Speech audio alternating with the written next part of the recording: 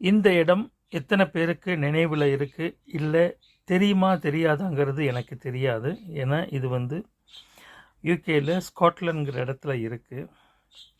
இதில் முக்கியமாக ஒரு தகவல் என்னென்னாக்கா, இந்த இடத்துல வந்து 3 பெரும் நடிகர்களை வச்சு ஒரு பாட்டு எடுத்திருக்காங்க.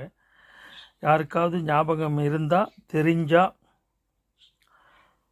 கமெண்டில் போடலாம். தெரியாதவங்களுக்கு இந்த இடம் வந்து ஒரு நல்ல ஒரு இதாக இருக்கும்னு நினைக்கிறேன். இது ஒரு பெரிய காசல்.